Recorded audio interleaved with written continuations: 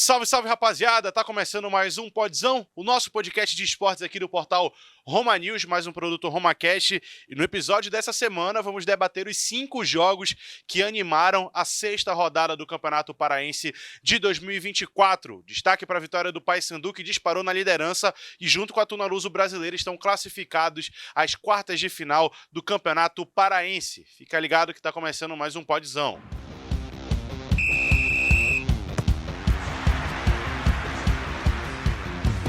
É isso, galera. Prazer, eu sou Alexandre Alencar. Para quem não me conhece, queria já pedir para você deixar o like nesse vídeo, se inscrever no nosso canal no YouTube, dar aquela moral também para seguir o portal Roma News, nas nossas redes sociais e, claro, acompanhar de pertinho a nossa editoria de esportes, que é comandada por mim e também pelo Lucas Neves, o Luquita do portal Roma News. E aí, mano, tudo bem? Como é que tá? Beleza, vamos lá, tamo junto, mais de uma semana de folga aí do Podzão, vamos voltar. A gente tava sumido no carnaval, né? Todo mundo curtindo o Mangueirosa, é isso, né, Luquita? E voltamos para falar de muito Campeonato Paraense. Arlen Thiago, do futebol paraense. E aí, fera, tudo bom? Tudo certo, Alexandre. Olá, vocês que nos acompanham. Curtiu o carnaval ou ficou só vendo os jogos? Não, eu fui a Barcarena, né? Dei uma volta ali na praia do Caripi, depois retornei. Fiquei de boa em casa, dormi, descansei bastante. Tá explicado que o teu filho não quis ir pra aula, né? Não é isso, cara. Olha, 5 jogos animaram essa rodada do Parazão. O único jogo adiado, Remo e São Francisco, que vai acontecer no dia 28, né? O adiamento dessa partida foi justamente por conta do jogo do Leão, que acontece amanhã pela Copa do Brasil. A gente tá gravando na segunda-feira, 19.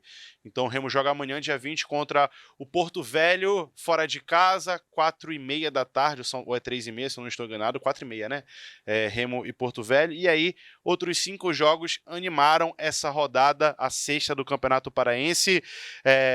O Águia venceu o Caeté por 1-0, a Tuna venceu o Canaã também por 1-0, todos de placares bem magros, viu? O Bragantino perdeu para o Santa Rosa 1-0 e o Paysandu venceu o Cametá, além de encerrando a rodada, o Castanhal batendo o Tapajós por 2-0, a volta por cima do Japiim. E aí na classificação, o Paysandu em primeiro com 16, a Tuna em segundo com 12, o Remo em terceiro com 10. Águia, quem viu o Águia, hein?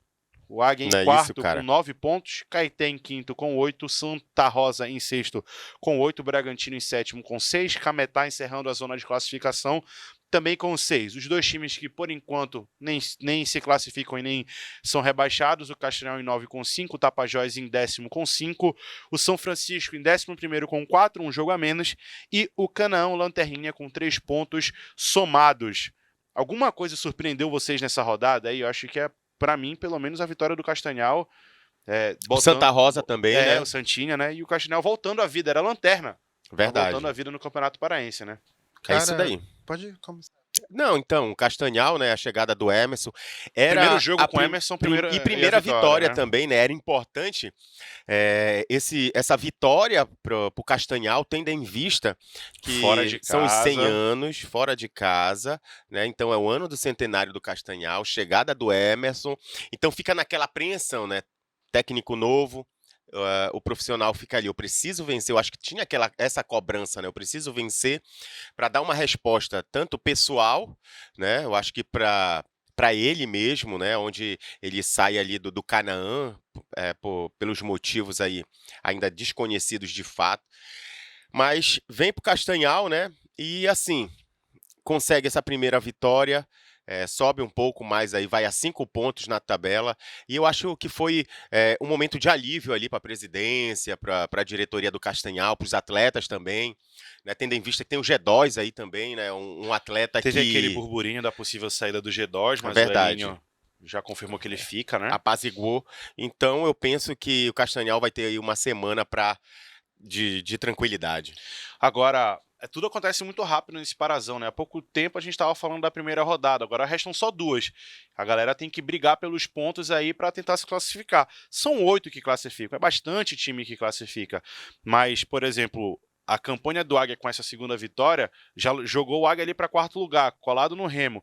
E a vitória do Castanhal já deixa o time um pouco mais confortável para brigar por essa classificação. É tudo muito dinâmico no Parazão, né, Luquita? Cara, é muito dinâmico, né? A gente lembra de outros campeonatos, por exemplo, a Série C, no antigo formato também, que o time tá ali lutando para não ser rebaixado, ganha e já pega o fôlego para lutar pela classificação, o G8, né? Destacar também que as equipes que foram derrotadas, né? Ninguém fez gol. Impressionante. Os visitantes se deram mal na maioria das vezes, né? Ó, o Bragantino placar de 1 perdeu, a o 0 e Cametá 2 a perdeu e o 0. Tapajós também perdeu. E também destacar a Tuna Luso, né? Mais uma vitória. Classificação, como tu falaste, Alexandre. Matematicamente já Só queria selada. fazer um apelo aqui pro torcedor, né? O torcedor da Luz a comparecer mais. A gente vê a Tuna voltando ao topo do Parazão, sonha em ser campeão. E o Souza, eu acho que podia ter mais torcedor, né? A torcida da Luz tem que chegar junto para empolgar o time rumo ao título, por que não do Parazão? Lembrando que o jogo da Tuna foi ontem, 10 da manhã, em Belém estava chovendo, né? Então, talvez isso tenha atrapalhado um pouco o torcedor, mas concordo com o Luquita. A torcida da Tuna consegue lotar um pouco mais o Souza do que tem lotado. E na boa campanha do time comandado pelo Júlio César, né? A gente entrevistou ele aqui no último Podzão? No penúltimo Podzão, né? Foi antes do Repá, né? Correto. Antes do Repá. No penúltimo Podzão. E aí, a Tuna com 12 pontos, passando o Remo na tábua de classificação, tá garantida já no mata-mata e vai em busca de uma classificação para o Campeonato Brasileiro. É importante para a Tuna ter essa classificação do Brasileirão pro ano que vem, né? É rentável, né? E Copa do Brasil, Copa Verde. É importante que a Tuna consiga vingar nesse Parazão e tá fazendo uma boa campanha para isso. O jogo do Paysandu ontem, 1 a 0 em cima do Cametá. O Hélio não gostou muito do primeiro tempo. Foi um time do Paysandu com mudanças na zaga, no meio de campo e no ataque, né? Teve modificação em tudo. E apesar do desempenho fraco no primeiro tempo, a bola caiu no pé, na cabeça de quem tinha para cair, né? O Nicolas foi lá e fez o gol, se isolando na artilharia, 6 gols marcados, o Paysandu com 16 pontos somados. Dá uma tranquilizada, já estamos garantidos na fase de mata-mata. E agora pensa, claro, também no Ji-Paraná pela Copa do Brasil, né, rapaziada? Cara, é isso, né? É tudo que a gente esperava desse Paysandu, né? O Paysandu que subiu para a Série B e o time que vem dominando o Parazão. Mesmo que o Hélio fale que não é parâmetro para a Série B, eu concordo com ele. Mas querendo ou não, dá muita tranquilidade. Além da tranquilidade, dá confiança, né? O Arlen que está ali direto no campo, acompanhando de perto, ele vê que os jogadores vão melhor para os jogos.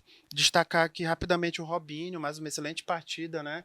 A gente viu o torcedor elogiando muito o Robinho. O Nicolas não tem nem o que falar dele. 6 gols em 6 jogos, artilheiro. E ele recebeu o passe justamente do Robinho, né? Um jogador diferenciado que, apesar da idade estar um pouco mais avançado, eu acho que ele tem tudo para ser muito valioso para essa Série B do Paysandu. E o Paysandu no primeiro tempo, né, com esse baixo rendimento, eu acho que foi mais a marcação do Cametá ali do setor defensivo, bastante eficiente no primeiro tempo, que deu uma certa neutralizada em alguns atletas. Por isso que tem essa impressão que o Paysandu não foi tão bem no primeiro tempo. Só que no segundo tempo aí os jogadores eles não conseguem manter o mesmo ritmo. E a equipe do Paysandu ela vem se demonstrando as características físicas, né? No primeiro e no segundo tempo, elas mantêm-se a mesma pegada. Então, assim, lá no lance do gol do Nicolas, a gente vê que o zagueiro, no primeiro tempo, era a marcação em cima, direto. No segundo tempo, eu percebo que ele dá uma certa relaxada. E o Nicolas fica entre 2 zagueiros. Né? Sobe sozinho, né? Sobe sozinho e ele... Aí é lona. Precisa, né? Aí o zagueiro dá aquela descuidada. Quando ele percebe o Nicolas Taz, já era, é lona, pai. Aí o cara faz o gol e corre pro abraço. O técnico do Cametá, o Júnior Amorim, falou ontem que ele tá tendo que fazer uma pré-temporada no meio do campeonato. Basicamente falou assim, olha, quando eu cheguei aqui, tava tudo muito ruim, né? A preparação física dos jogadores. E isso mostra ontem, né? O Cametá... não conseguiu sequer fazer uma pressão no Paysandu ali para tentar empatar o jogo. E o gol do Paysandu sai num momento muito oportuno, bem no comecinho, né, do segundo tempo. E aí o Hélio dos Anjos já faz aquelas modificações e já dá uma acalmada nos ânimos, né? E aí tranquiliza esse jogo do Paysandu, que agora vai ter o Canaã fora de casa, mais um jogo fora de casa, lá em Parauapebas, no Rosenão. E aí depois pega o Ji-Paraná, um jogo de Copa do Brasil. A gente percebe que os treinadores, tanto de Remo e do Paysandu, tentam dar uma priorizada para essa Copa do Brasil, porque é uma grana, é um investimento. 750, né? Para o Remo e 900 para o Paysandu, porque o Paysandu tem uma cota diferente da do Remo, por estar na Série B. Né? E são 2 jogos, são 2 rondonienses, né, que os clubes vão enfrentar. Falando agora um pouco sobre o clube do Remo, venceu a última rodada, fez 3-1, apesar da torcida não ter ficado tão satisfeita com o desempenho mantido pelo Leão, fazer o advogado do diabo aqui agora. Se o Catalá não conseguir classificar o Remo, o Catalá cai? Classificar na Copa do Brasil? Na Copa do Brasil, Cara, é difícil, viu? Complicado, eu acho que né? não. Eu acho que não também. Mas aí ele vai ficar por um fio. Porque eu penso que o planejamento é com o Catalá para a Série C, né? Só que também, analisando o Marcelo Cabo no passado, era para a Série C, né? Só que aí ele teve um bom desempenho no Paraense, mas só que nas primeiras rodadas da Série C ele não foi tão bem. Aliás, na metade, né, da Série C. As 4 ele primeiras caiu, ele perde. Ele perde, pois mas no meio que ele sai, né? Não, ele joga ele disputa só as 4, perde as 4, cai e aí o Catalá entra. Ele assume. Então eu penso que o planejamento é ficar com o Catalá para a Série C, né? Para ele ter oportunidade de contratar, de montar elenco, de fazer um trabalho que ele dizia que não teve, mas só que o aproveitamento dele quando ele chega foi bom. É o álibi que ele usa, né? Sempre nas entrevistas eu percebo que ele sempre ele usa isso, né? Que quando ele chegou no Remo, ele chegou num tempo ruim e o trabalho que ele fez foi bom. E agora ele precisa desse tempo para poder montar uma equipe bacana para poder disputar aí a Série C. Eu penso que ele não cai, né, se ele não passar aí na Copa do Brasil, mas eu acho também difícil dele não passar, né? Eu penso que o clube do Remo vence essa partida e também aí classifica, né, no Parazão, então isso daí mantém. Só que eu vejo também que a torcida do Remo ela é muito exigente, né? Quer que o Remo vença sempre, todos os jogos, e de um placar considerável. 2-0, 3-1, 4-2, tem que ser assim, entendeu? E, assim, cara, é difícil, porque o futebol hoje, assim, são 11 atletas de cada lado e tudo pode acontecer. É certo que Remo e Paysandu tem um investimento maior, mas a gente sabe que, às vezes, as coisas não acontecem conforme o planejado durante uma partida de futebol. Existem fatores externos e fatores que ali os atletas, a comissão técnica, não dominam.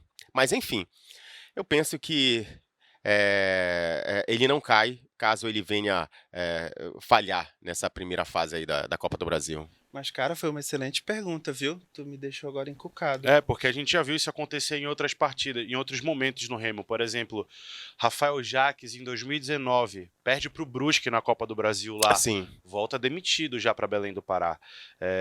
Eu tava lembrando, fiz uma matéria, inclusive, hoje aqui para o portal. O Porto Velho tem um velho conhecido da torcida azulina, Marco Goiano, o meio-campista que defendeu o Bragantino também. Ele fez parte do elenco do Remo de 2016, aquele triângulo ali, Eduardo Ramos, Marco Goiano e Ciro. Marcou, inclusive, na estreia do Parazão de 2016 contra o Águia de Marabá, um 5-3. 8 gols marcados lá no Mangueirão. E agora ele está defendendo as cores do Porto Velho. O Porto Velho que ainda não estreou na temporada de 2024. O campeonato estadual por lá ainda não começou. Então, assim como o Remo, o Paysandu pega o Ji-Paraná, que é um time que ainda não jogou na temporada. Então não tem o que avaliar dos times, né? Não tem muito o que... O Catalá fala isso. Não tem muito o que analisar da equipe adversária, porque realmente é um jogo que não se tem parâmetro, né, para o time que foi formado. Então, por isso a gente pode dizer que o time não tem tanto jogos, não tem minutagem, digamos assim, né, nessa temporada.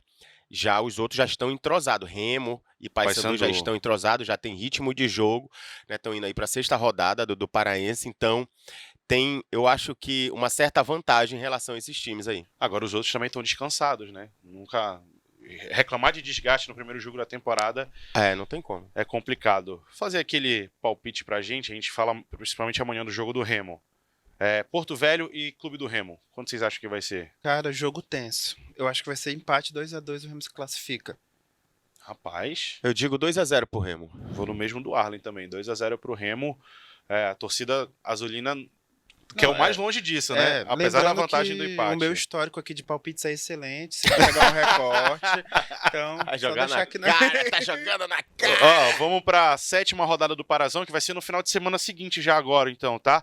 Castanhal e São Francisco. Arlen. 1-0 o Castanhal.